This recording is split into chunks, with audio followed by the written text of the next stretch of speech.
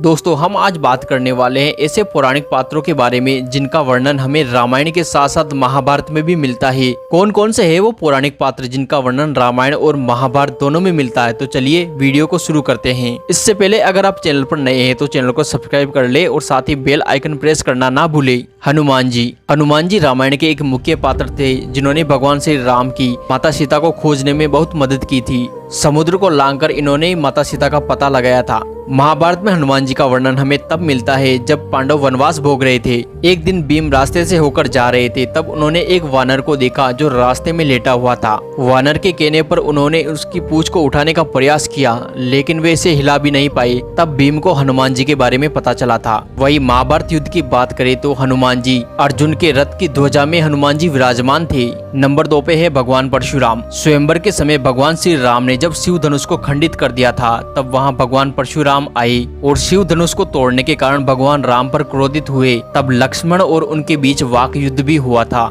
लेकिन जब परशुराम जी को पता चला कि भगवान राम नारायण के अवतार है, तब उनका गुस्सा शांत हो गया। महाभारत में परशुराम जी भीष्म पितामह, गुरु द्रोण और अंगराज कर्ण के गुरु थे। जब अम्बा भीष्म पितामह से अपना बदला लेने के लिए आर्यवर्त के सभी राजाओं के पास गई, तब किसी भी राजा में इतना साहस नहीं था कि वे भीष्म पितामह को चुनौती दे सके। तब अम्बा अपने न्याय के लिए भगवान परशुराम के पास गई। तब भगवान परशुराम और भीष्म पितामह में भयंकर युद्ध होता है, जो भगवान शिव के हस्तक्षेप के कारण रोक दिया जाता है। जामवंत जी, जैसे हनुमान जी रामायण के एक मुख्य पात्र थे, वैसे ही जामवंत जी भी रामायण के एक मुख्य पात्र थे। उन्होंने वानर सेना के साथ भगवान राम की माता सीता को ढूंढने में मदद की थी। जब हनुमान जी दक्षिण में समुद्र तट पर जाके रुक गए, तब जामवंत जी ने ही हनुमान जी को उनकी शक्तियां याद दिलाई। तब जाके हनुमान जी ने समुद्र को लांघा और माता सीता का पता लगा के श्री राम के पास वापस आई। बात करें महाभारत की तो श्री कृष्ण और जामवंत जी के बीच एक युद्ध हुआ था। जब जामवंत जी को पता चला कि श्री कृष्ण ही उनके राम जी है,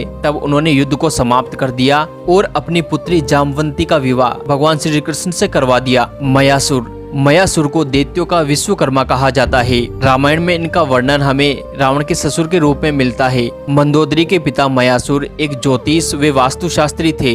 इन्हें ज्योतिष का बहुत अच्छा ज्ञान था। महाभारत काल में जब पांडवों ने खांडव वन को जला दिया था, तब मयासुर भगवान श्री कृष्ण और अर्जुन की शरण में आ गए और उनसे क्षमा याचना की। भगवान श्री कृष्ण के कहने पर मयासुर ने इंद्रप्रस्थ में एक मायावी सभा भवन का निर्माण किया, जो महाभारत में महासभा भवन के नाम से प्रसिद्ध हुआ। इंद्रप्रस्थ और सभा भवन की बनावट को देखकर दुर्योधन के मन में पांडवों के प्रति और ईर्ष्या बढ़ गई और जुए में उसने पांडवों से उनका इंद्रप्रस्थ छीन लिया। दोस्तों वीडियो अच्छा लगा हो तो इसे लाइक कर दे और वीडियो के बारे में आपकी क्या राय है हमें कमेंट सेक्शन में लिख के जरूर बताएं।